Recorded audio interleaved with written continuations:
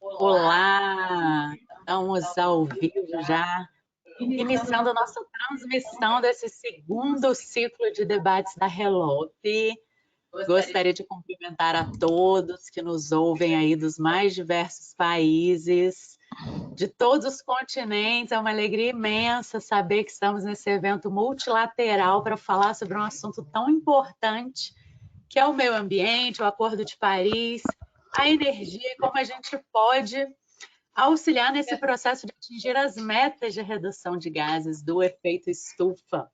Eu sou a Raquel Naili, muitos de vocês ainda não me conhecem, que eu acabo de entrar aqui na nossa associação reguladora brasileira, que hoje temos o nosso presidente da RELOP por meio de um dos diretores da ANEEL, e eu estou aqui representando toda a nossa instituição, em nome da RELOP também, a quem eu quero agradecer essa iniciativa maravilhosa, de após tanto tempo, né, que estamos enfrentando essa pandemia, um momento difícil para todos nós, em que queremos estar juntos, fazer assembleias gerais presenciais, fazer um ciclo de debates presenciais, né, para podermos nos conhecer, debatermos melhor. Estamos aí iniciando esse ciclo virtualmente, o que não deixa de ser uma alegria com a COP26 se aproximando aí na próxima semana, no dia 31. Vai ser muito importante iniciarmos esses debates aqui entre esses especialistas que estão convidados para conversar com a gente hoje. Então, eu quero cumprimentar todos vocês, cumprimentar o secretariado da RELOP, que muito bem, com muita excelência, como sempre, organizou esse ciclo de debates e nos auxilia muito em todos os eventos da RELOP. Quero cumprimentar os nossos painelistas, nossos especialistas de hoje, que é o Adérito Santana, representante do PNUD, que vai nos trazer muito conhecimento aí na área do Acordo de Paris, né, do que estamos a tratar hoje, e ao Francisco Ferreira, que é hoje o presidente da Zero, que é uma associação de sistema sustentável, que também tem um grande conhecimento na área de meio ambiente, com muitos artigos desenvolvidos aí. Então, quero cumprimentar os dois e cumprimentar a todos, né, nossa audiência, os associados da RELOP, as empresas do setor energético que estão aqui com a gente, reguladores, pesquisadores interessados no assunto de energia, estudantes, público em geral, que tem tanto interesse nesse tema como não podia deixar de ser, né? E meus agradecimentos especiais, mais uma vez, à RELOP como um todo, a nossa Associação de Reguladores de Energia dos Países de Língua Oficial Portuguesa, que está iniciando hoje. Eu tenho uma honra de estar aqui iniciando esse ciclo de debates, cujo tema é o impacto das alterações climáticas no setor energético, né? Com a COP se aproximando, o mundo inteiro só fala disso. Eu tive a honra de já estar e ajudar a organizar a Rio+20, que foi um grande evento de debate sobre o meio ambiente, né, no Brasil. Tivemos a Rio+20, depois a outra Rio, né, no Rio 92 e a Rio+20, e eu tive a oportunidade de estar lá organizando esse evento, participando dessas discussões. Então, com muita alegria que hoje eu estou aqui para moderar esse debate, vocês ouvi-los, né, saber sobre isso. Porque a gente sabe que as alterações climáticas são definidas como aquele significativo aumento, né, dos gases de efeito estufa, aquele aumento da temperatura que causa tantos danos ao meio ambiente e prejudica a vida de todos nós, né? E que nós precisamos renovar a nossa matriz energética, trocar as nossas fontes de energia para diminuir essa emissão de gases do efeito estufa, né? E com essa situação toda em mente, né, conscientes desse problema que a gente vem debatendo aí ao longo de muitos anos, diversos modos de ajudar o planeta e nós que aqui estamos a combater e diminuir essa emissão de gases do efeito estufa. Então, são debates que vêm ao longo de muitos anos, né, com o protocolo de Quioto, em 2015, quando a gente substituiu o protocolo de Quioto pelo Acordo de Paris, né, na COP21, lá em Paris, como não podia deixar de ser. E aí os países se comprometeram, né, com a diminuição dos gases de efeito estufa para limitar esse aumento da temperatura e vários países ratificaram esse acordo, né? Então, desde 2016, estamos aí com o aumento das ratificações, 195 membros da convenção tinham assinado o acordo até o fim do ano passado, até o fim de 2020, e entre esses países, alguns deles ratificaram, 147 países ratificaram o acordo, e dentre eles o Brasil. E isso representou uma mudança de paradigma nas discussões do Acordo Quadro da Convenção do Clima, né? Que o Adérito vai poder falar tão bem para a gente aí como representante do PNUD. E a gente está discutindo isso, como podemos vencer essas alterações climáticas, né? Quais são essas metas, afinal? Quais são esses compromissos? Como podemos fazer isso, né? Então, foi estabelecido nesse Acordo de Paris que nós deveríamos apresentar as nossas contribuições nacionais determinadas, né? Mostrar ao mundo, aos parceiros e a todos os que ratificaram e assinaram como nós pretendemos realizar essa diminuição de gases do efeito estufa. E, claro, cada país, aqui a gente tem uma miríade de representantes de vários países do mundo inteiro, então cada país tem a sua dificuldade, né? Tem as suas questões, tem a sua matriz energética própria. Então, cada um vai estabeleceu isso. Quais são essas metas? Como podemos fazer, né? De acordo com o cenário seu viável, né? A estrutura do país.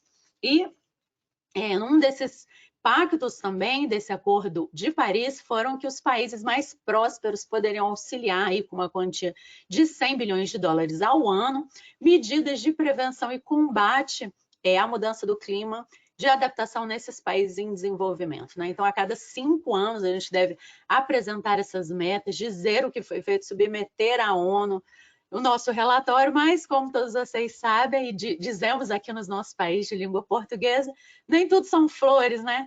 Temos algumas dificuldades, nem todos os países signatários apresentaram ainda os seus relatórios, né? Não submeteram tudo ainda dentro do prazo, mas o Brasil foi um dos países que apresentou, né? E com alegria, eu digo aqui para vocês que apresentamos nossas metas de reduzir até 2025 nossas emissões de gás em 37%. Estendendo essa meta para 43 até 2030. E como a gente vai fazer isso, né? Aumentando o uso de fontes alternativas de energia, que eu acho que é um método para a maioria dos países fazer essa transição energética, né? Aumentando a participação de bioenergia sustentável na matriz energética, o uso de tecnologias limpas nas indústrias, melhorar a infraestrutura dos transportes, diminuir desmatamento, reflorestar, né?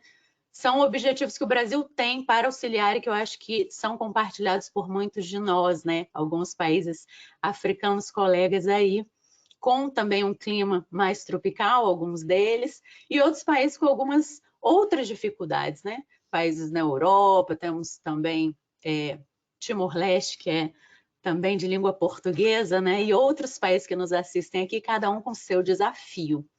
E é importante falar que eu acho que teremos esse debate também sobre as metas de 2030, né, da ONU, essa agenda 2030 que é muito importante, que tem 17 objetivos para serem alcançados para garantir e melhorar a prosperidade dos povos do mundo, né, a prosperidade global, a diminuição da pobreza, e um dos pontos, um desses 17 objetivos é justamente o acesso à energia limpa, né, o acesso à energia universal, é muito importante e traz prosperidade, desenvolvimento econômico nesse contexto que a gente está de pandemia, onde nos afeta enormemente a todos, sem distinção, todos os países tentando superar, né, economicamente, psicologicamente, socialmente, toda essa situação de pandemia, e ter acesso à energia é de fundamental importância, né, para a retomada do desenvolvimento econômico, para a prosperidade dos nossos povos. Esse é um dos pontos, é o objetivo 7 da agenda de 2030, né? E a gente pode fazer isso por meio da transição energética, que é um tema riquíssimo, muito importante, que nós devemos tratar aqui no nosso debate.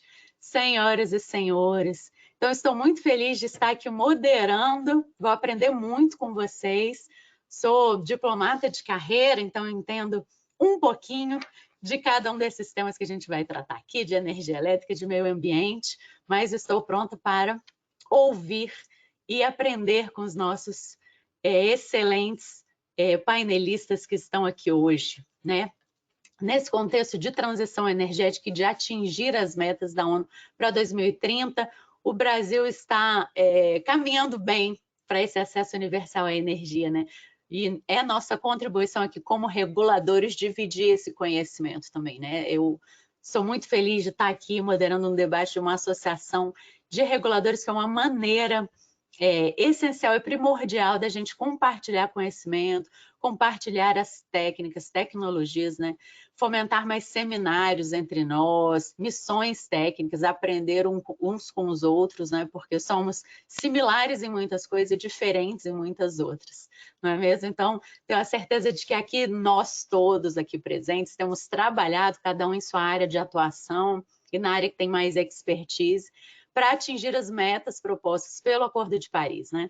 Os desafios são grandes, mas são desafios para todos nós. Iguais, maiores ou menores, todos nós temos desafios. Iniciativas dessa, como as da RELOP, brilhantes, de colocar em discussão esse tema tão importante, que é o meio ambiente e a energia elétrica, como nós, né, reguladores, podemos contribuir para esse debate, para a efetiva alcance das metas de redução dos gases de efeito estufa. Então, estou aqui representando a ANEEL, a nossa associação, Agência Nacional de Energia Elétrica Brasileira, a RELOP também, em nome do diretor Efraim Cruz, que é hoje o presidente da RELOP, e em nome de todos nós aqui participantes também, quero me colocar à disposição para moderar hoje da melhor maneira esse riquíssimo debate. Então, muito obrigada a atenção pelas minhas palavras iniciais. Eu vou fazer agora uma breve apresentação do nosso primeiro orador, que eu tenho a honra de receber aqui, é o Adérito Santana. O Adérito é mestre em meteorologia, trabalhou no Instituto Nacional de Meteorologia de São Tomé e Príncipe, um país lindíssimo que eu tenho muita vontade de conhecer, quem sabe em breve, né? Podemos todos fazer aí um tour coletivo com os nossos associados e debater presencialmente tudo isso. O Adérito participou de importantes negociações internacionais relacionadas com a Convenção Quadro das Nações Unidas e esteve diretamente relacionado com as discussões do Protocolo de Quioto também, né? O nosso embrião aí do Acordo de Paris, onde metas substanciais foram definidas durante esse momento. Ele é também consultor internacional para o Programa de Ação Nacional de Adaptação de Angola, do Ministério do Meio Ambiente de Angola, e é assistente da representante residente do PNUD em São Tomé e Príncipe. Então, tenho certeza que trará para a gente aí um debate riquíssimo. E vamos ouvi-lo, Adérito, por favor. Se quiser iniciar sua apresentação, estamos à disposição aqui para ouvi-lo. Boa tarde, bom dia, boa noite, conforme a hora no local onde estiverem. É um prazer poder estar aqui e os meus agradecimentos pelo convite para poder falar um pouco da minha perspectiva sobre o progresso para alcançar o Acordo de Paris. Portanto, é com muito gosto que eu estou aqui partilhando convosco. Um pequeno reparo, eu neste momento não sou consultor para Angola.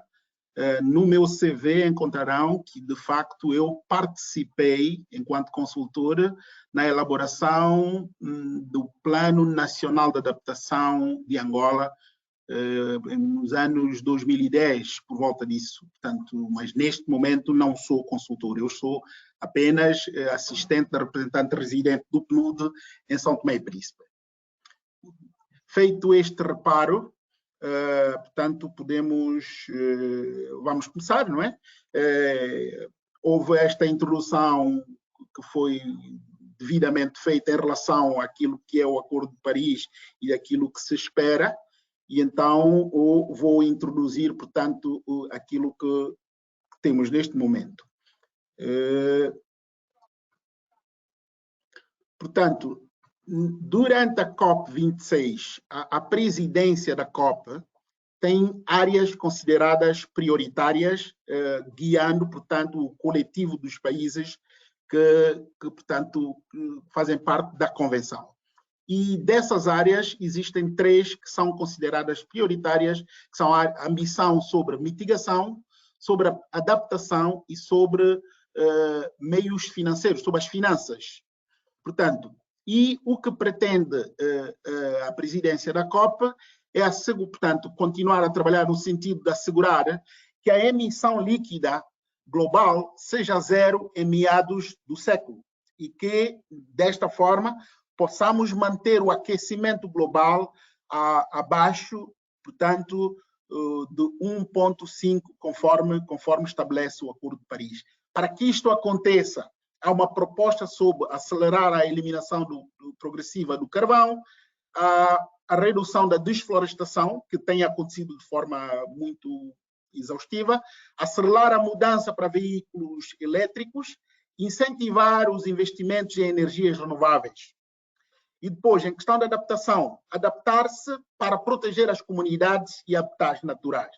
Portanto, nós temos que proteger e restaurar os ecossistemas, construir defesas, sistemas de alertas e infraestruturas e a agricultura resiliente para evitar que haja perdas de casas, de habitat, de meios de subsistência e de vidas humanas.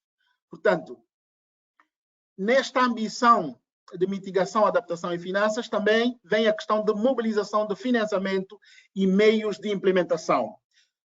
Para os que estão familiarizados com o acordo, deverão estar recordados que em 2009 houve um acordo inicial e uma promessa por parte dos países desenvolvidos no sentido de acumular, portanto, de mobilizar 100 mil milhões de dólares de financiamento climático até 2020.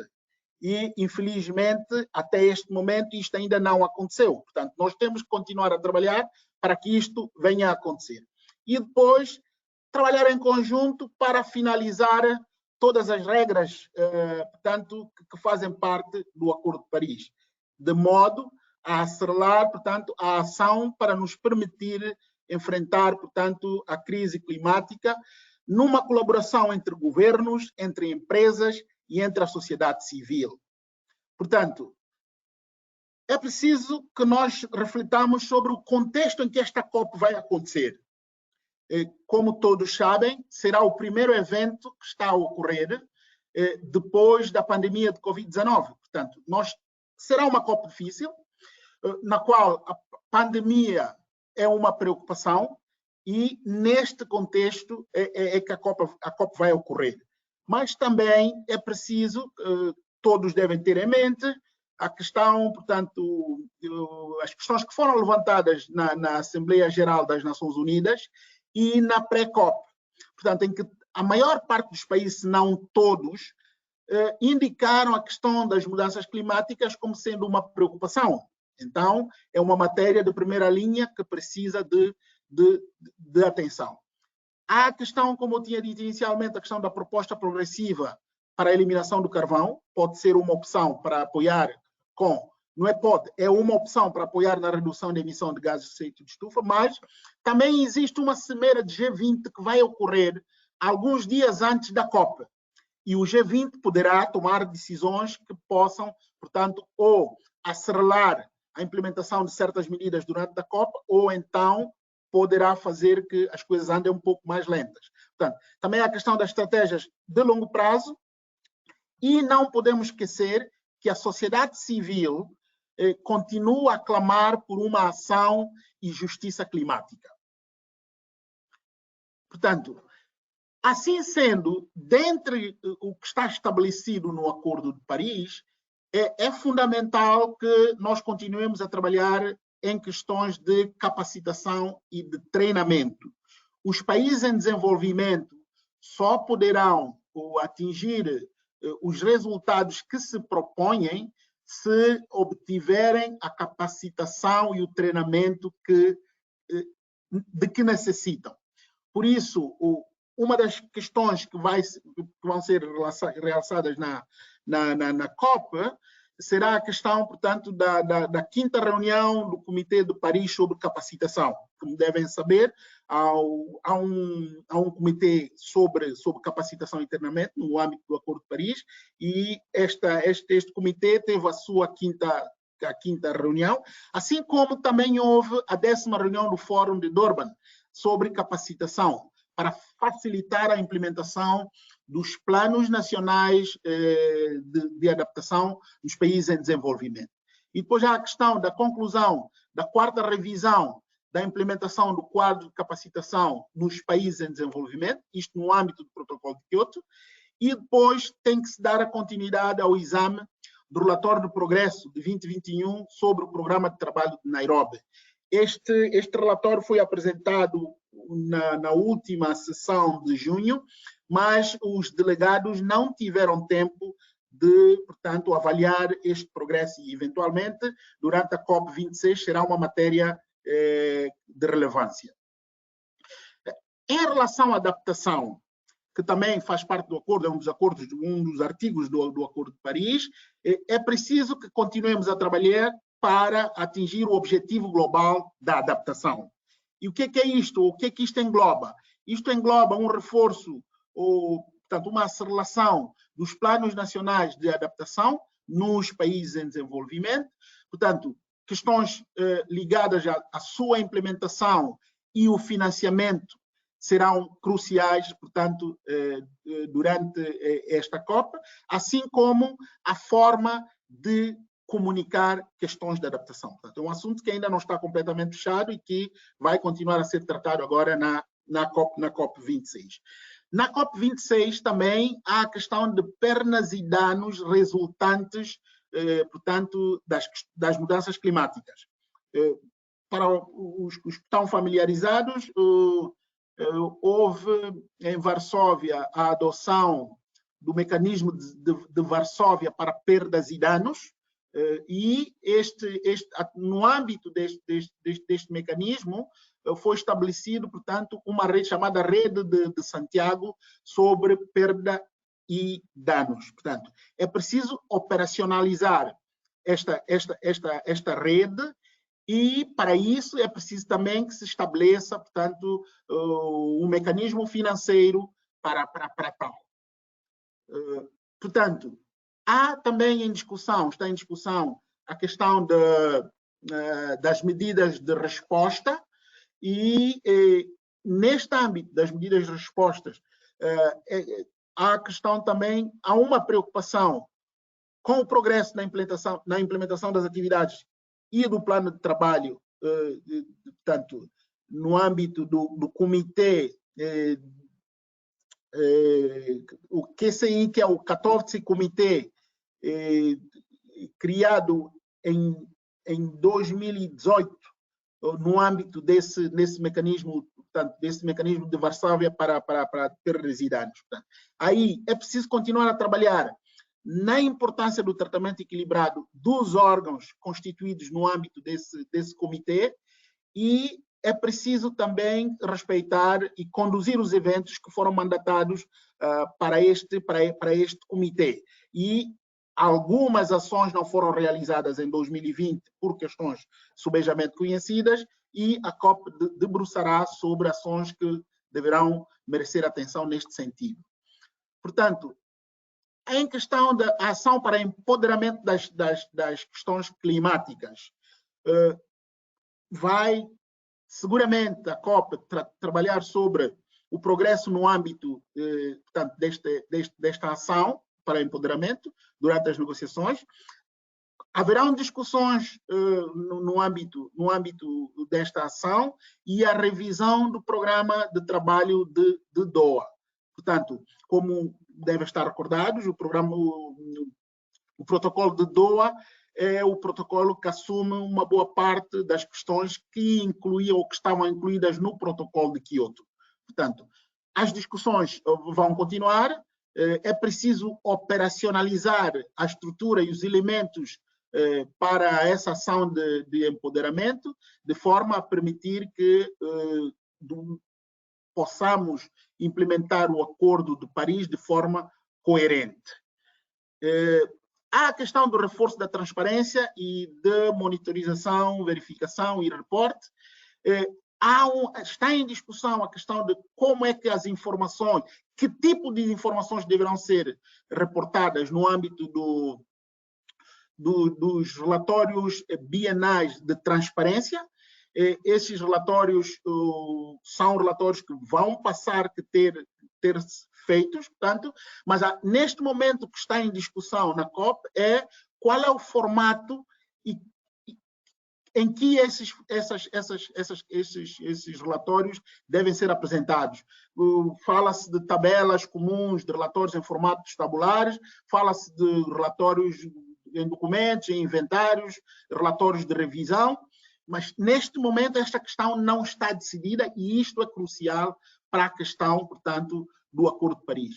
Neste momento está em aberto também a questão da disposição do sistema e de ferramentas para a elaboração e revisão desses relatórios, porque são os relatórios que irão permitir monitorar e reportar sobre como é que cada parte da Convenção está trabalhando no sentido de lutar contra as mudanças climáticas e fazer cumprir, portanto, o seu compromisso no âmbito do Acordo de Paris.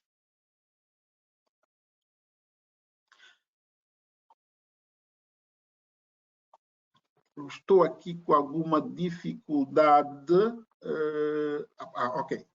Vem a grande questão de financiamento, que também foi falada. Garantir o objetivo de 100 mil milhões de dólares por ano, acordado em 2009.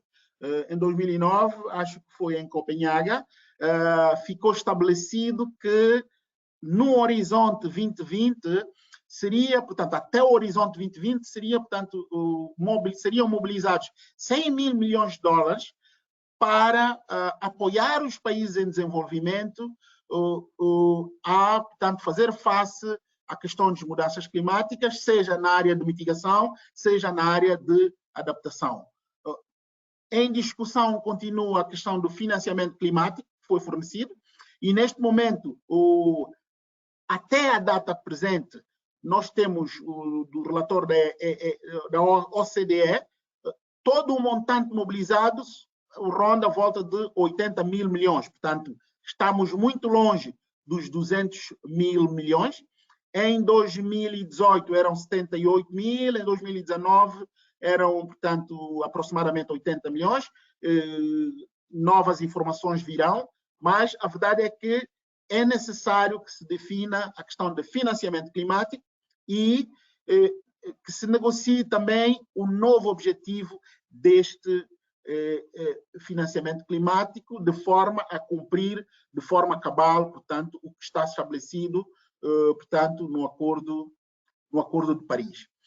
A questão de desenvolvimento e transferência de tecnologia é uma questão crucial para os países em desenvolvimento, para que possa haver redução de emissão de gases de efeito de estufa, é fundamental que os países possam beneficiar de tecnologias de todo tipo. Então, nas negociações, continua a questão do debate para alinhar a revisão sobre o Comitê, sobre o Centro e Rede de Tecnologia Climática, o CTCN, e, portanto, a avaliação periódica do mecanismo de tecnologia, destacando, portanto, a eficácia, a eficiência, a complementaridade que, portanto, este centro pode trazer para facilitar a implementação, portanto, para que os países consigam, de facto, fazer face à questão das mudanças climáticas. Em relação àquilo que nós devemos reter, partindo para esta COP, primeira coisa, daquilo que já está feito, neste momento, 131 países, que representam 53% do total das emissões de gases de efeito de estufa, já submeteram as suas novas contribuições nacionalmente determinadas. Ou submeteram novas ou atualizaram as anteriores. Mas o que é curioso, ou o que é facto, é que 72% dessas submissões, ou dos países que submeteram, fazem parte de um processo chamado promessa climática. Portanto, um processo sob o qual as Nações Unidas está a suportar e o PNUD é a instituição que está a levar a cabo junto aos países. Portanto, 85% das submissões vêm dos países em desenvolvimento e representam 17%, aproximadamente 18% das emissões globais de gases de efeito de estufa. Então, o que é que se repara? 88% aumentaram a ambição da sua mitigação, ou seja, nas submissões que foram feitas, 88% aumentaram a ambição na área de mitigação, 95% aumentaram a ambição na área de adaptação. E nessa altura, incluindo, portanto, os seus planos nacionais de adaptação ou elementos do plano. 96% incluíram considerações de género, 95% têm objetivos energéticos autônomos e detalhados. Há mais detalhes que ligam as NDCs e a recuperação verde ao Covid. Como sabem, a pandemia de 2020, 2021 está a fazer das suas e muitas das contribuições nacionalmente determinadas consideraram a questão, portanto, do Covid. E 75% das submissões dão prioridade à questão da juventude. Portanto, para ultimar, dizendo que as novas NDCs, comparando com as que foram submetidas em 2015, têm hoje maior qualidade, melhores dados, com custos mais detalhados, e estão mais ligadas, portanto, ao desenvolvimento e ao planeamento sectorial nos países de onde elas vieram. Portanto, é tudo que eu tinha para apresentar neste momento e fico ao vosso dispor para qualquer pergunta. Muito obrigado.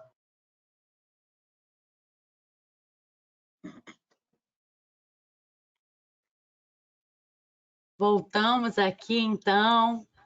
Muito obrigada, senhor Adérito, pela excelente apresentação, muito mais detalhada, né, do que a gente falou aqui um pouquinho no começo, específica aí nos números, nas metas. Muito obrigada. E vamos anunciar aqui que os senhores receberão essa sondagem aqui entre todos vocês, que poderão responder a essas dúvidas aqui, perguntas para a gente discutir ao final das apresentações os resultados e ouvir um pouco mais dos nossos painelistas e palestrantes sobre o resultado dessa sondagem, né? Então, que metas vocês gostariam de ver mais discutidas na COP26? Tantos desafios, né? É difícil até escolher aqui. Então, vocês poderão responder aí as sondagens. E enquanto vocês respondem, senhoras e senhores, eu vou fazer uma pequena apresentação aqui do nosso próximo painelista e palestrante, que é o senhor Dr. Francisco Ferreira. Ele é licenciado em Engenharia do Meio Ambiente, fez o seu mestrado nos Estados Unidos pela Virginia Tech e é doutor pela Universidade Nova de Lisboa. O senhor Francisco é professor no Departamento de Ciências e Engenharia do Ambiente na Universidade Nova de Lisboa, é investigador do Centro de Investigações em Ambiente e Sustentabilidade, foi membro do Conselho Nacional da Água e do Conselho Nacional de Ambiente e Desenvolvimento Sustentável.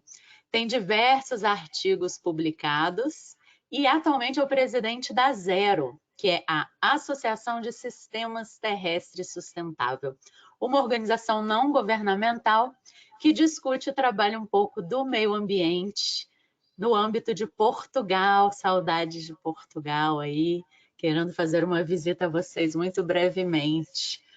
País maravilhoso também. Então, vamos receber o senhor Francisco Ferreira, nosso segundo painelista, nos enriquecer aqui um pouco com o seu conhecimento. Vamos ver se ele vai entrar aqui na nossa sala. Boa tarde, Raquel. Boa tarde. Vou deixá-lo iniciar a apresentação aqui quando quiser. Ora bem, eu há pouco estava com alguns problemas de partilhar a minha câmara. Não sei se me conseguem ver ou não, mas sei que pelo menos me conseguem ouvir e essa é realmente a parte mais importante. Antes de mais, agradecer o convite da rede para esta pequena intervenção, cumprimentar quer a Raquel, quer a Dérito. É com todo o gosto que também gostaria de falar da COP26, onde vou participar no âmbito da delegação portuguesa, e onde há realmente um conjunto de aspectos que são muito pertinentes. E eu, antes também de tocar em algumas áreas que foram focadas na apresentação anterior, gostaria de mencionar precisamente a urgência climática em que nós estamos. Neste próximo slide, que eu gostaria de mencionar, eu ainda estou a ver apenas já está. 3 crises de um futuro ameaçado. O que é facto é que nós não temos apenas uma crise climática. Nós temos, infelizmente, 3 crises que estão elas todas, ou todas elas, relacionadas. Temos uma crise climática que é provavelmente o maior desafio que a humanidade enfrenta, mas temos também uma crise da biodiversidade, com uma enorme perda de espécies, 1 milhão de espécies dos 8 milhões existentes, e temos uma crise de recursos. E é precisamente por causa desta também grande pegada ecológica, muito mal distribuída entre os vários países, que nós acabamos por ter a crise climática e a crise da biodiversidade. Ora, se olharmos em redor e para este último verão para quem está no hemisfério norte, nós tivemos cheias na Alemanha, que é a fotografia que podem apreciar do lado direito. Tivemos recordes de temperatura no Canadá e, ao mesmo tempo, na Índia e na China, também cheias e as monções, no caso da Índia, com um impacto muito significativo. Na Europa, mas também noutras partes do mundo, temos crises com os combustíveis neste recuperar da pandemia, crises quer de abastecimento, quer também depois relacionadas com preço muito elevado. E nós falamos muito desta ideia de uma transição justa, no fundo uma transição que nós gostaríamos que fosse tão equilibrada quanto possível ao passarmos de umas atividades para outras, mas que nem sempre está a ocorrer como nós gostaríamos, com atividades, portanto, a serem encerradas e não haver, em muitos casos, uma substituição desejável por outras mais amigas do ambiente e do clima.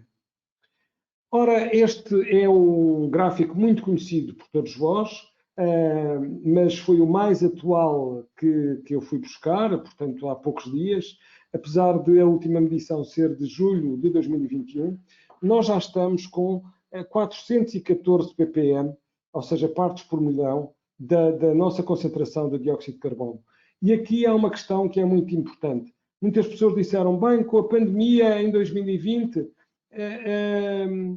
nós deveríamos ver um reflexo na atmosfera, mas não é verdade. O clima é muito resiliente. O clima demora tempo a responder.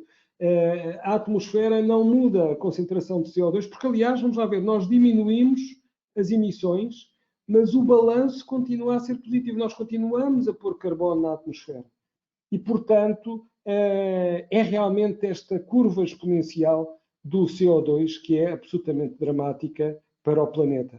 E que depois se reflete nas temperaturas em que 2020 e 2016 foram os anos mais quentes desde que nós temos uma medição rigorosa da temperatura à escala mundial. Ora, eu gosto muito desta figura que já fiz há algum tempo e que vou atualizando, e que tem aqui uma coincidência interessante.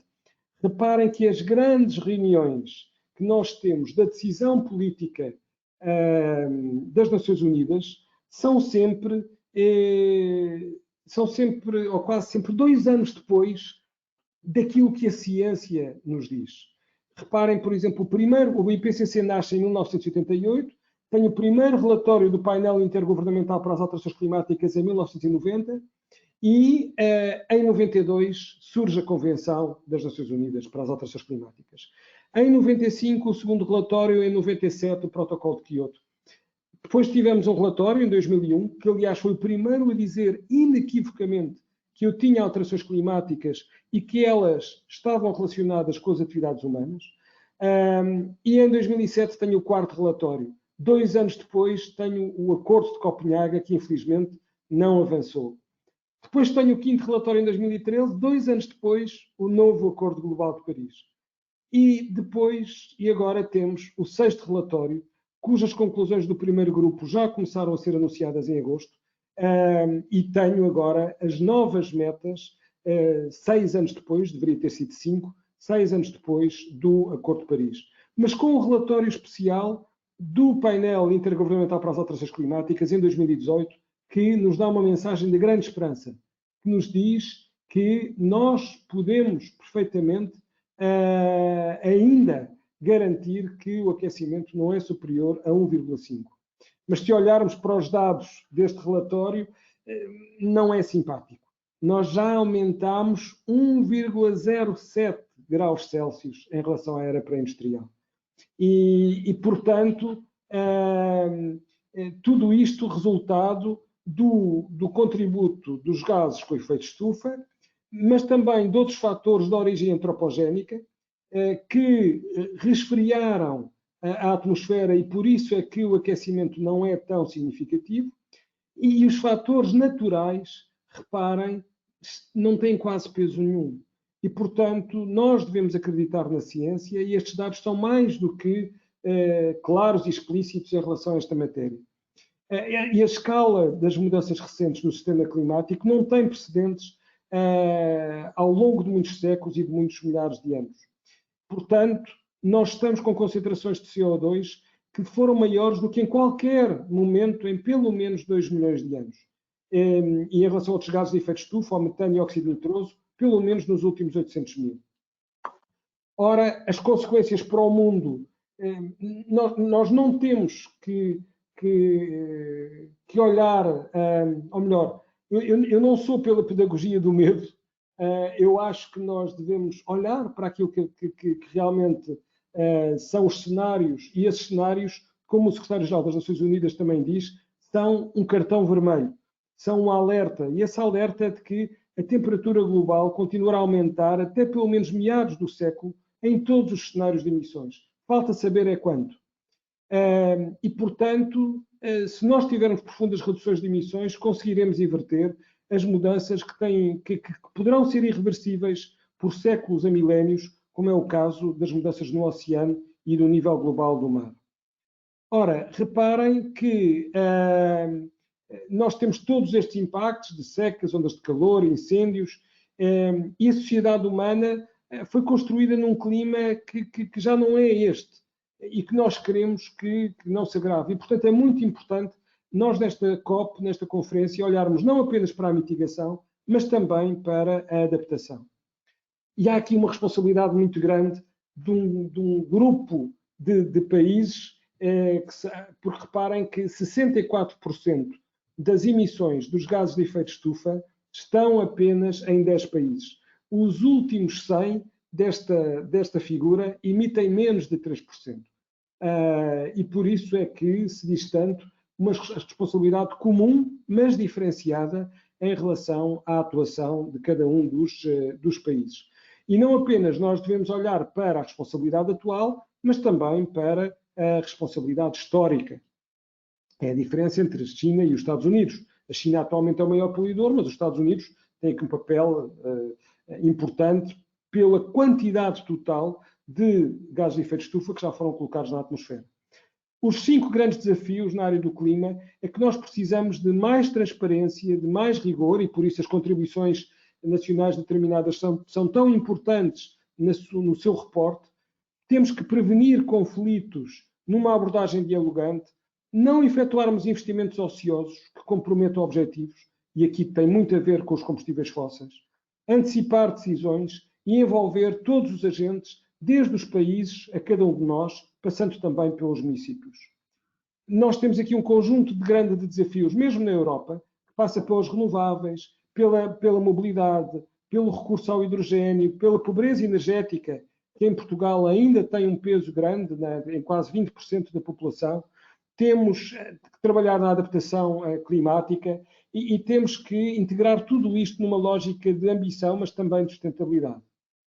Olhando para a conferência, eu vou apenas complementar algumas das questões que o Adérito referiu e dos discursos às decisões. Nós começamos os primeiros dias da conferência, que terá praticamente 15 dias. Os primeiros dias são dedicados aos discursos dos chefes de Estado, dos primeiros ministros.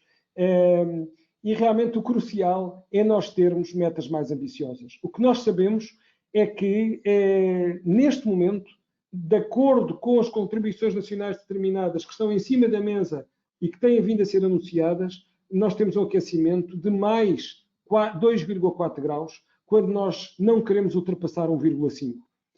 E para atingirmos 1,5, nós temos que reduzir em 45%, em comparação com 2010, as emissões de gases com efeito estufa. Isto para atingirmos zero emissões líquidas em 2050. Depois, é imperativo, portanto, que nós trabalhemos nestas metas das contribuições nacionais determinadas e que tenhamos um consenso sobre a sua aplicação e os períodos de aplicação. É algo que vai estar em cima da mesa nesta COP. E nós achamos que, por exemplo, esse período deve ser quinquenal, deve ser de 5 em 5 anos que nós devemos fazer esta reavaliação. Depois temos o artigo 6º, como foi falado. O artigo 6º é muito importante. É aquilo que ficou pendurado, digamos assim, da conferência de dezembro de 2009, que se realizou em Madrid, mas é chamada Conferência de Santiago do Chile, e que tem a ver com as formas como eu poderei ter um mercado de carbono, um novo mercado de carbono a funcionar de acordo com aquilo que se falou em Paris. E este é um grande desafio, porque nós temos que garantir que não há realmente a tal dupla contabilização que o Adérito falava, e precisamos de proteger também e de salvaguardar muitas das situações em que alguns projetos podem vir a ser desenvolvidos. O financiamento é chave. Eu vou aqui dar a soma do financiamento, que ainda não atingimos à escala anual, os tais 100 mil milhões de dólares. Portanto, isso significa pelo menos 600 mil milhões de dólares para o período 2020-2025, e é necessário equilibrar entre a adaptação e a mitigação. Há aqui a questão da Rede de Santiago, que é muito importante. Esta questão das perdas e danos começou a ser discutida quando as Filipinas tiveram um tufão que destruiu uma parte do país, e em que foi claro o papel das alterações climáticas. E, portanto, eu tenho que ter mecanismos para ajudar as populações mais pobres e vulneráveis que sofrem estas consequências, sejam elas de eventos extremos de curto prazo ou de longo prazo, como sejam o caso de grandes secas e de cheias sistemáticas. Calcula-se que estas perdas e danos, por exemplo, até 2030, tenham um custo de 290 a 580 mil milhões de dólares só nos países em desenvolvimento. E por isso é tão importante eu olhar para o financiamento também desta vertente. E depois, nós percebemos que estamos em urgência. Temos que adaptar este nível. É uma última chamada aquilo que o painel intergovernamental para as alterações climáticas fez. E, portanto, nós precisamos de ambição, precisamos de justiça, precisamos de empenho. O otimismo é moderado, mas realmente é fundamental para nós salvaguardarmos aquilo que é o futuro das próximas gerações, e o trabalho tem que ser feito desde já. Muito obrigado.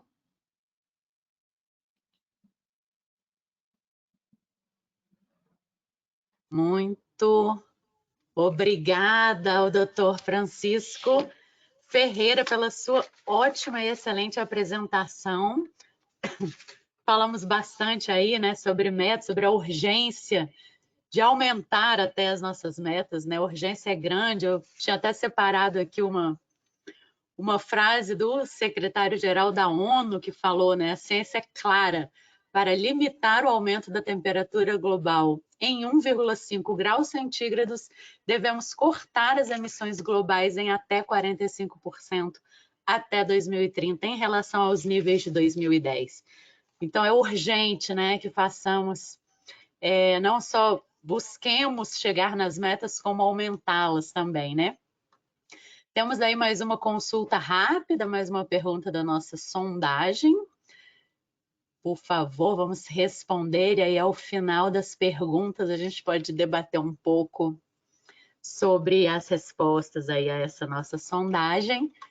E temos aqui também no nosso chat algumas perguntinhas, eu vou selecionar duas aqui, uma para o doutor Adérito e uma para o doutor Francisco. Enquanto vocês respondem as perguntas, eu vou lendo aqui a pergunta que chegou no nosso chat para o doutor Adérito. Na sua opinião, até que ponto a pandemia Covid contribuiu para, ou bem, atrasou os esforços para alcançar o Acordo de Paris? Por exemplo, o compromisso de mobilizar os 100 mil milhões referidos no seu discurso. Então, bom, a pandemia atrapalhou um pouco de tudo aí, né? Todas as nossas vidas. Vamos deixar o doutor Adérito, quando puder entrar aqui na sala, para responder. Estamos aí no aguardo. Vamos ver. Doutora, aqui. Opa, acho que saiu a... Isso. Ok. É assim, desde logo, assumindo que os 100 mil milhões de dólares deveriam ser mobilizados pelos países desenvolvidos, e tendo em conta que a pandemia arrefeceu um pouco as economias dos países que tinham esses compromissos, fica óbvio, é claro, que, portanto, isto, de alguma forma, também comprometeu, portanto, essa mobilização de recursos. Mas a verdade tem que ser dita. Se os recursos tivessem a ser mobilizados desde 2009 até 2020, conforme proposto, conforme prometido em Copenhague em 2009, talvez não estivéssemos tão longe, portanto, de alcançar aquilo que estava proposto. Portanto, de alguma forma, a pandemia comprometeu, complicou mais a situação, que de si já era complicada, mas, de qualquer forma, temos que reconhecer que tenha havido, digamos, alguma moleza na mobilização desse recurso que foi anunciado em 2009.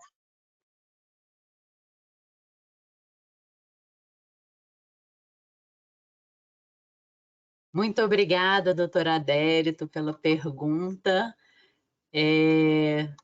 Temos aqui mais uma para o senhor. Acho que dá tempo de fazer 3, né? Não são tão enriquecedoras. Vou fazer aqui mais uma pergunta para o senhor que apareceu aqui no nosso bate-papo, né?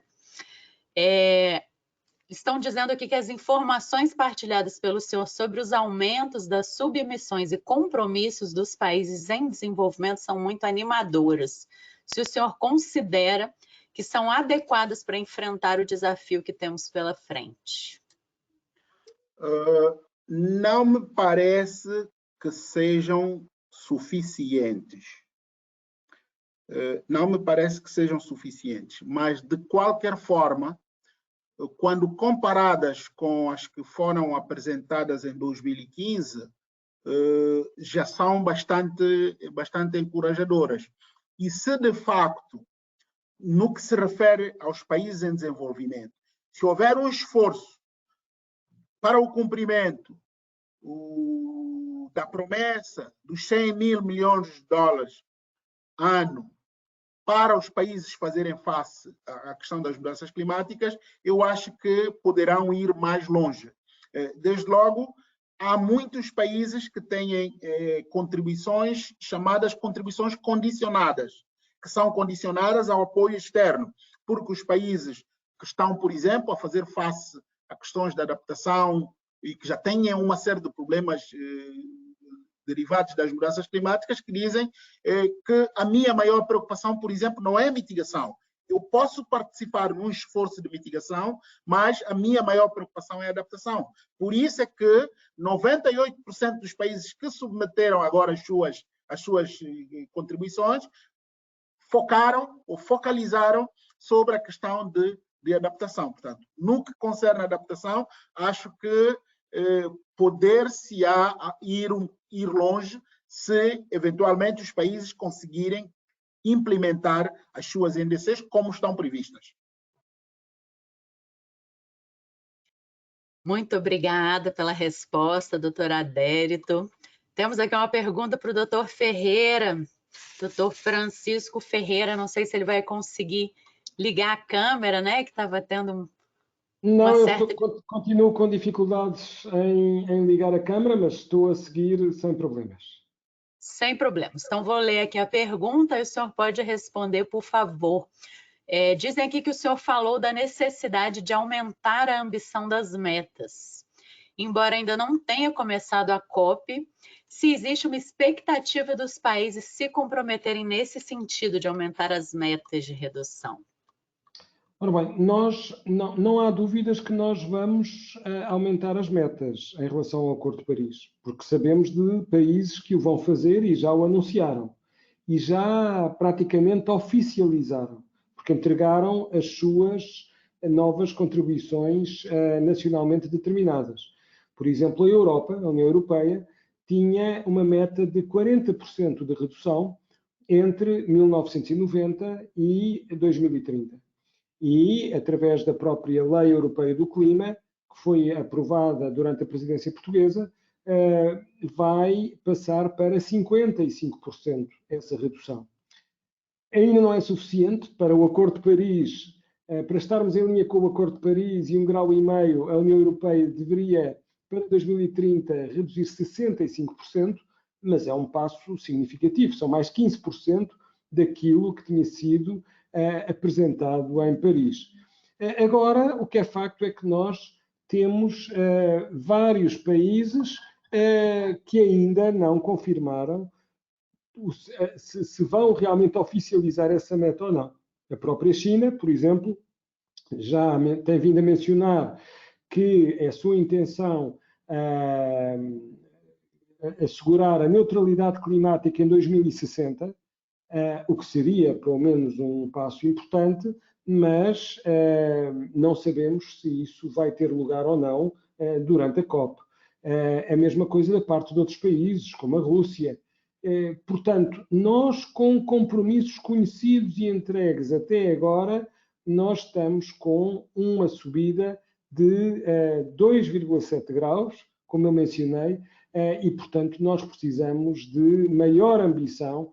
Esperamos por vários anúncios, principalmente dos países mais responsáveis, mas eu diria que estou muito moderadamente otimista.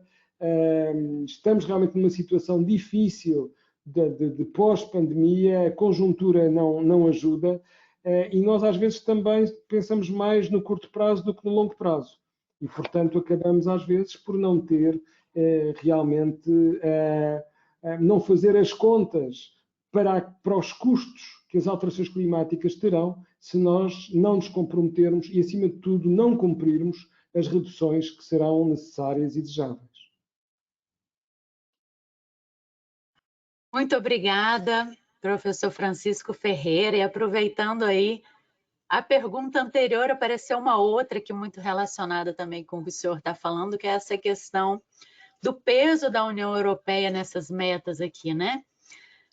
A nossa audiência pergunta aqui, a presidente da Comissão Europeia anunciou no início do ano que esta é a década make or break para o clima. E em seguida a comissão apresentou um ambicioso pacote legislativo. A Europa pode avançar sozinha ou o sucesso dessas medidas depende também do resto do mundo? Eu já diria aqui que é um esforço coletivo, né? Eu também não tenho dúvidas, não é? Isto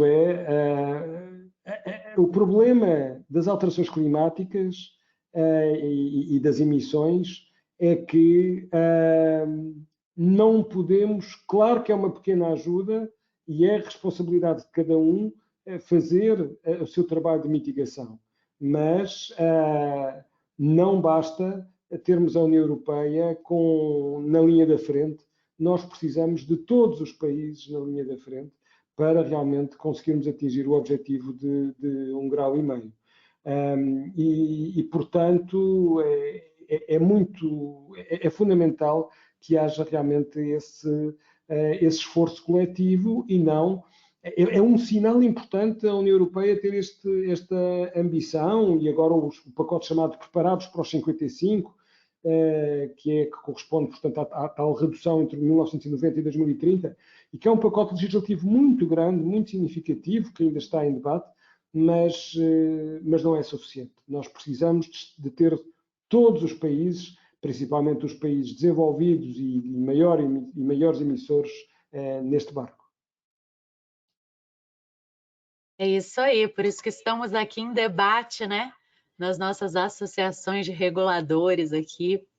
E temos aqui, acho que dá tempo de fazer mais uma última pergunta, e aí a gente dirigiria aos nossos dois painelistas para fazer um debate aqui final nessa última pergunta, falando especificamente dos nossos países lusófonos aqui, né? Representados por nós aqui no âmbito da RELOP, olhando para os nossos países, qual o principal desafio que enfrentam? A estrutura dos seus sistemas energéticos, o acesso ao financiamento ou ainda a capacitação referida pelo Dr. Adérito no início do seu discurso.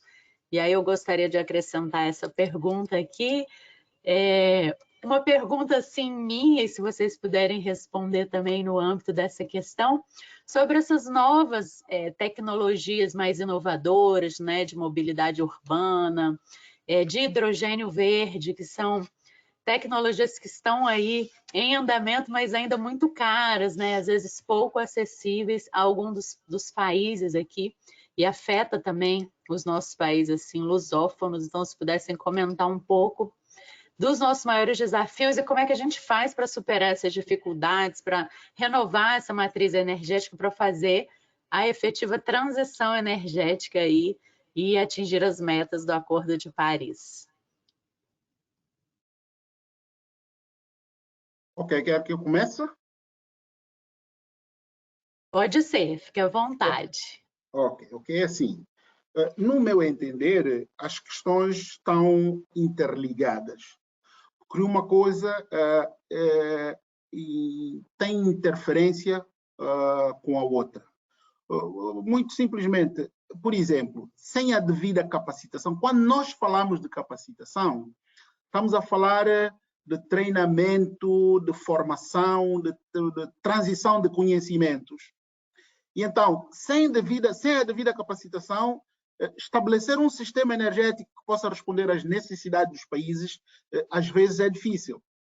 Portanto, há a questão do financiamento, mas eu tenho que saber o que é que eu quero, o que é correto, para depois conseguir mobilizar meios para fazer o que eu pretendo fazer. E para que eu possa fazer o que é correto, eu preciso de ter a capacidade necessária para o fazer. Então, essa questão de transferência de tecnologias, a questão de transferência de conhecimentos para permitir que quem decida com conhecimento de causa, é crucial. Porque, basicamente, eu falo do caso de São Tomé e Príncipe, até este momento, 98% da energia é produzida através de combustível fóssil. E estamos a falar de uma ilha que, até este momento, importa combustível. E não imagina o que é produzir alguns produtos agrícolas de pouco valor comercial, não falo o caso de cacau, de baunilha e de café, que neste momento já têm algum valor, mas maioritariamente os produtos que produzimos não são produtos de elite do mercado internacional, e ter energia elétrica por fonte fóssil, por si só, já é um problema. Okay? Primeiro, por ser um país isolado, trata-se de ilhas, são duas ilhas que se encontram bem distantes, o transporte e o custo dessa energia é caríssima e, ao mesmo tempo, essa energia está comprovada que ela não é amiga do ambiente. Então, o que é preciso fazer é, por exemplo, fazer a transição energética. Quem for olhar para a NDC de São Tomé, a versão atualizada, está-se a propor uma redução de, acho que são 49% de emissão de gases de efeito de estufa. Como é que isso se faz? Através de uma penetração de energias renováveis na rede elétrica nacional em cerca de 47%. Portanto, ao mesmo tempo que se faz a transição energética, consegue-se fazer a questão da redução, portanto, da emissão de gases, que é bom para o mundo inteiro, e, ao mesmo tempo, muito provavelmente, vai diminuir o ônus com o custo de combustível fóssil que o país tem até hoje.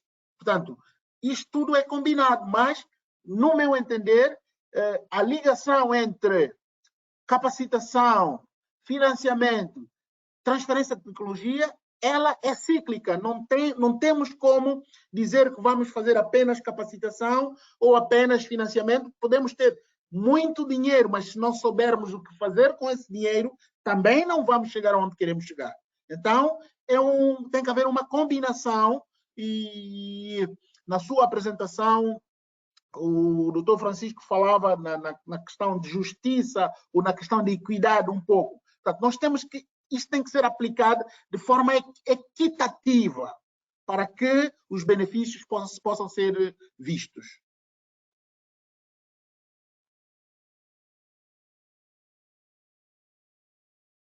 Obrigada, doutora Adélia. Se o doutor Francisco quiser também complementar, fazer seus comentários. Doutor... Ah, pronto. Aqui, eu penso que o doutor Adélia já deu muitas das pistas e realmente, quer dizer, há aqui uma questão crucial que é realmente a estrutura dos sistemas energéticos, onde o papel das renováveis é absolutamente crucial, mas estou-me a lembrar precisamente de São Tomé e de outros países, onde o facto de serem ilhas, por exemplo, Cabo Verde, Timor também, quer dizer, países que não têm economia de escala, não têm a possibilidade de interconexões. Portugal também não é fácil, porque está aqui na ponta da Europa, é quase uma ilha, e portanto, o desafio de eu ter mais fontes renováveis e reduzir a queima de combustíveis fósseis é muito significativo. Ótimo, muito obrigada. Temos mais uns minutos aqui de debate. Eu vou aproveitar para selecionar mais a última questão aqui para os nossos dois oradores. Eles perguntam aqui: qual o papel do consumidor, da população em geral, para potencializar a mudança de paradigma necessária para alcançar os objetivos e compromissos dos diferentes países?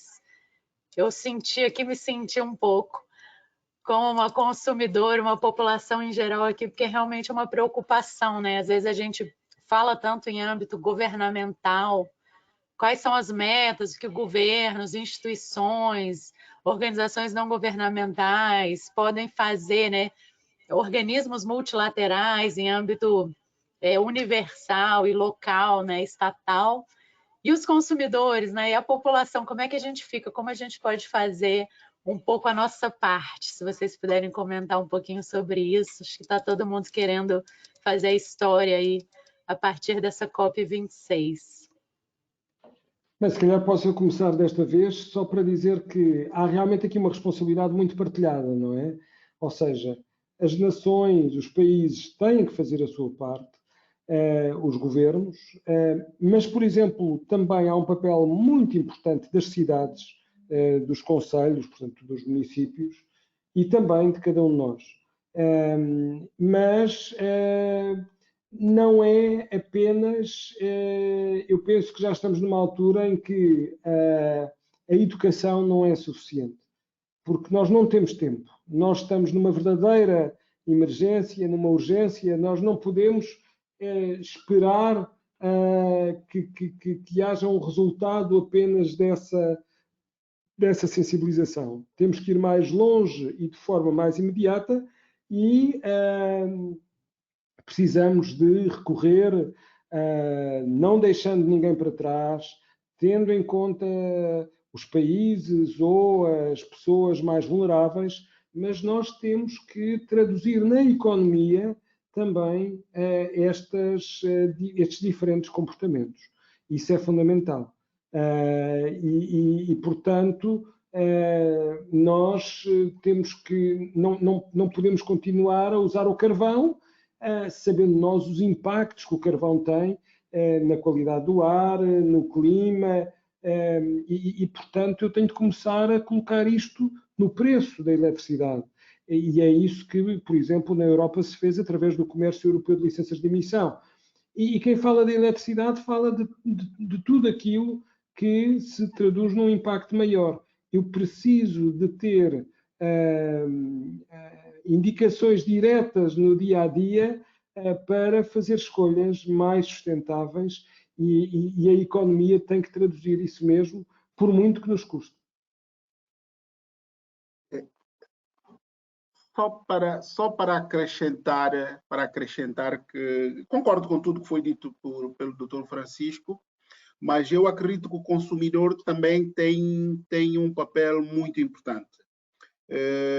Porque se nós, se calhar eu não poria a questão nos consumidores, eu diria nós os cidadãos, se cada um de nós não fizermos a nossa parte, eventualmente, mesmo os compromissos que estão a ser assumidos pelos governos poderão não ser atingidos, porque os países são compostos por cidadãos e esses cidadãos é que compõem, portanto, as cidades, as vilas, a que fez referência o Dr. Francisco, e nós próprios, se calhar, temos que exigir mais dos nossos decisores, porque se nós sentirmos que cada um de nós pode fazer um bocado mais e aquilo que está previsto, seja na legislação, seja no âmbito do que é feito, da forma como é feita, eu vou dar um exemplo. Em São Tomé e Príncipe, nós todos reclamamos e há momentos passamos momentos difíceis com a questão energética. E a forma mais fácil de resolver o problema é colocar um gerador diesel. Okay? Isto é encomendado em 2, 3 semanas, um mês, o gerador está aí. Okay? Mas a que custo? Okay? O cidadão comum não devia contentar-se apenas com ter a energia de qualquer forma, mas sim, se calhar, fazer alguma pressão para que essa energia, para além de que essa energia deva existir, mas que ela seja uma energia de fonte sustentável. Então, encorajar os próprios decisores a considerarem este aspecto quando tiverem que decidir. É aí onde eu acho que o cidadão comum tem toda a oportunidade de também ser parte desse processo. Isso, no cumprimento, né, das metas de acesso universal à energia, temos que ter esse acesso universal à energia limpa, né, renovável, e é papel do cidadão, do consumidor também estar mais consciente da sua importância ali individual, né, se cada um puder fazer um pouquinho. Por isso esses debates são muito enriquecedores para colocar um pouco mais de consciência para a gente, né? Então, eu acho que vamos finalizar as perguntas para a gente ter acesso aqui ao resultado da nossa sondagem, né? Para a gente, olha só, vamos ver aqui. Que metas gostaríamos de ver mais discutidas na COP26, né? Então, saiu aqui com quase metade das respostas para zero emissões de carbono, né? Parece um sonho ainda e todo mundo quer ver mais esse debate aí na COP26. Um pouco abaixo, proteção das comunidades e habitats naturais. E logo depois, mobilização de financiamento e 1,5 graus Celsius de subida máxima de temperatura global do planeta.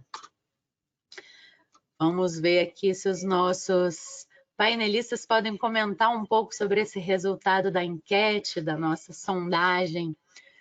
O que acharam disso? Será que esses assuntos estarão todos na COP26? Teremos espaço para tantas discussões? É um evento grande, né, com muitos painéis.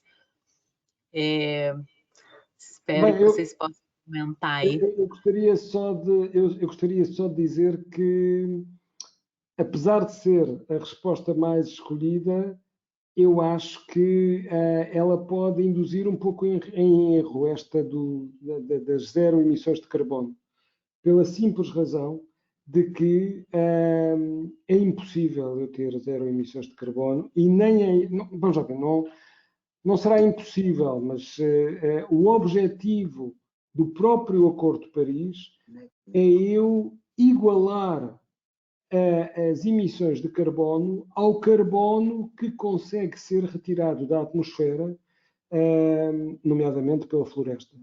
Ou seja, eu conseguir ter uma sociedade com zero emissões de carbono é algo que neste momento não faz parte da discussão. A discussão está em eu garantir que as emissões estabilizam num nível e até podíamos discutir que elas fossem mais reduzidas, que nós tenhamos aquilo que se chama emissões negativas. Mas ter zero emissões de carbono é algo que não tem feito parte da discussão, porque efetivamente isso é uma realidade na prática impossível. Eu quero é ter zero emissões líquidas de carbono. Talvez esta pequena palavra faça toda a diferença. Estava aqui a ouvi-lo e justamente era esta palavra que faltou, portanto, na primeira pergunta, porque de facto a diferença entre emissões e emissões líquidas é que quando nós estamos a falar de emissões líquidas, estamos a referir entre a diferença entre aquilo que o país emite e a sua capacidade de sequestração. Ou seja, a emissão vai sempre existir, só que ela deve ser compatível com a capacidade do país de sequestrar. A partir do momento em que o que eu emitir começar a ser superior à minha capacidade de sequestrar, aí entramos em terreno complicado. Portanto, aqui seria, portanto, zero emissões líquidas de carbono, e esta matéria, sim, no meu entender, até na lógica das respostas, seria, se nós conseguirmos ter essas emissões líquidas zero, okay, e mantivermos, portanto, a proteção das comunidades e dos habitats naturais, e para isso será necessário que nós tenhamos meios financeiros para o fazer, automaticamente garantiremos a questão da estabilização do aquecimento global, ou seja, conseguiremos ter as temperaturas a não subirem acima de 1,5, mas teríamos inicialmente que ter a questão da emissão líquida zero, ter a proteção das comunidades e dos habitats naturais, ter meios para fazer isso e, eventualmente, como resultado, nós teríamos a subida da temperatura neste valor que está aqui. Esta é a interpretação que eu faço, a forma como foi respondida.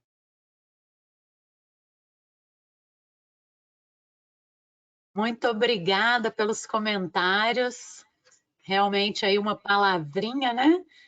Deixou a gente com um pouco de dúvida, mas eu acho que é o desejo tão grande que tem nossa audiência de colaborar tanto aí com a redução dos gases do efeito estufa. Então vamos para a nossa segunda sondagem aqui. Se consideram que as estratégias do seu país no combate às alterações climáticas são adequadas? Eu não sei vocês, mas geralmente na nossa casa a gente sempre acha que podia fazer mais, né? Vamos ver as respostas aqui. A metade dos consultados acha que sim, que o combate é adequado, mas é insuficiente. Exatamente. Olha, antes de ler a questão, eu já pensei, a gente sempre acha que pode fazer mais, né? Então, sim, é adequado, mas poderíamos fazer um pouco mais. Mas temos uma parcela significativa que acha que sim, que estão satisfeitos com as medidas de combate às alterações climáticas. E a gente tem empatado aqui um público que acha que não, que as medidas não estão adequadas, e que sim, estão adequadas, mas não estão sendo aplicadas nas políticas internas de seus países. Então, eu queria ouvir dos nossos painelistas aqui o que acham das respostas gerais e se podem colocar um pouco para a gente dos seus países, né? Como vocês sentem isso também nos países de vocês? Acham que está adequado, que a gente podia fazer mais? Vamos abrir o coração aqui para os nossos ouvintes.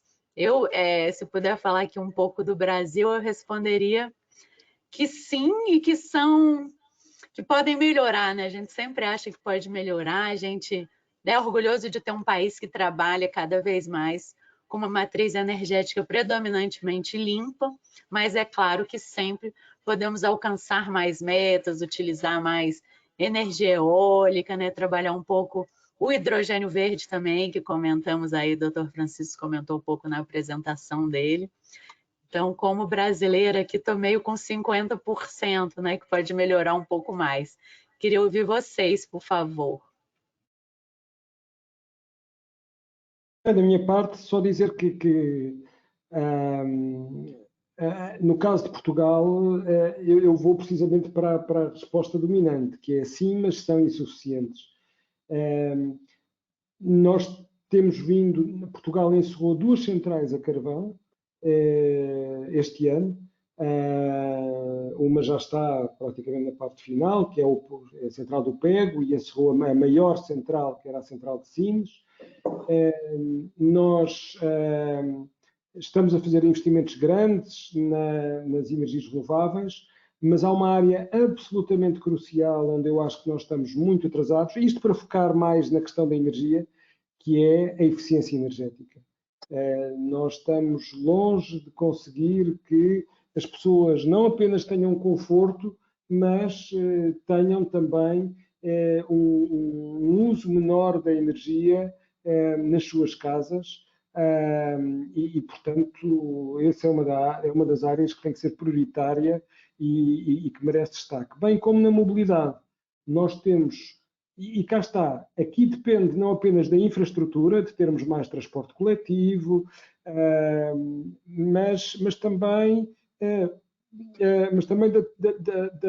das pessoas. Nós temos um custo do transporte público que tem vindo a descer através de passes que estão muito mais baratos. Falta, por exemplo, na mobilidade elétrica, faltam muitos postos de carregamento que seriam importantes para motivar as pessoas para comprarem veículos elétricos, sendo que a prioridade deve ser sempre o transporte público, mas aqui também é muito importante o papel das pessoas. E o papel das pessoas significa tomarem as decisões de usar esses mesmos transportes.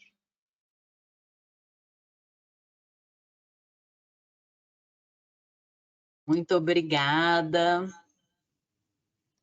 pelos comentários riquíssimos.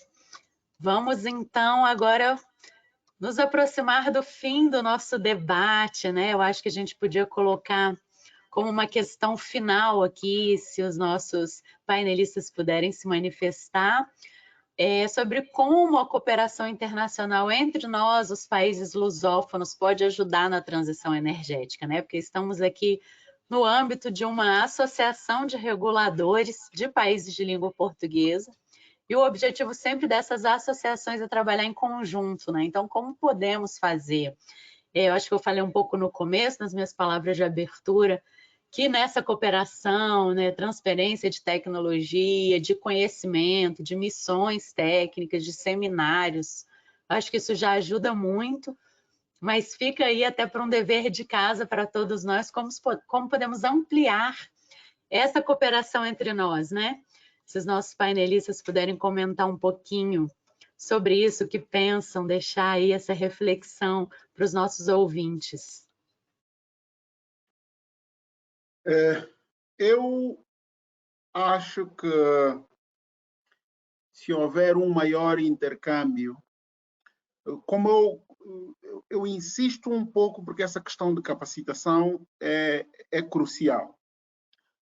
Se eu não souber o que é que existe, aonde é que está e como é que eu posso alcançar aquilo que existe, mesmo tendo dinheiro, eu não vou chegar lá.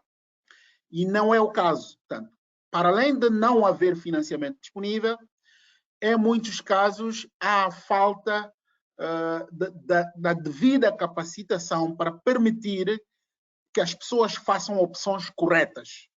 E isto é fundamental. E estas opções corretas não podem ser feitas porque, quando nós falávamos de consumidor, de cidadão, porque eu sou um cidadão, vou fazer uma opção. Tem que haver uma diretriz, uma diretiva de quem decide, do decisor, para que as pessoas conheçam o rumo que têm que seguir. E eu insisto que, conhecendo e havendo o que existe nos diversos países, o intercâmbio é fundamental e não adianta tentarmos inventar a roda, porque a roda está feita. Aquilo que funcionou num determinado lugar, que seria eventualmente adaptável num outro, seria mais fácil intercambiando entre nós para facilitarmos, transferirmos este conhecimento, essas ideias e por aí fora. Portanto, eu insisto que fundamental seria a transferência do conhecimento, dessa tecnologia e do know-how para permitir que, de facto, para além da vontade, que houvesse, que se pudesse dar o salto qualitativo que se pretende para essa transição energética.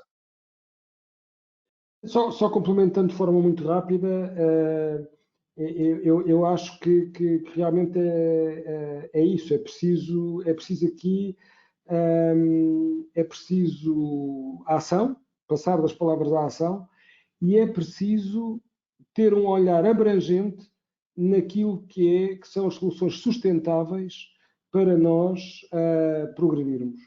Porque o clima é sem dúvida uma prioridade, mas nós também não podemos sacrificar outras dimensões, por exemplo, a biodiversidade, à custa do clima. E, portanto, nós temos que saber implementar soluções de longo prazo, resilientes e que tenham realmente a participação e a discussão de todos. Agradeço muitíssimo as reflexões dos nossos dois painelistas de hoje. Fica aí, então, uma provocação para nós aqui, né, quem está assistindo hoje esse ciclo de debates, e para nós, integrantes da RELOP, sobre como poderemos, né, olha aí, está aparecendo aqui na tela de vocês, uma consulta rápida sobre a sessão de hoje, isso é muito importante para nós, saber o que acharam, se acharam interessante, se é um tema, né, que interessa a vocês ser melhor discutido em maior profundidade depois, né, para podermos organizar aí nossos futuros ciclos de debate. Então, quem puder responder, por favor, vai ser muito importante para nós.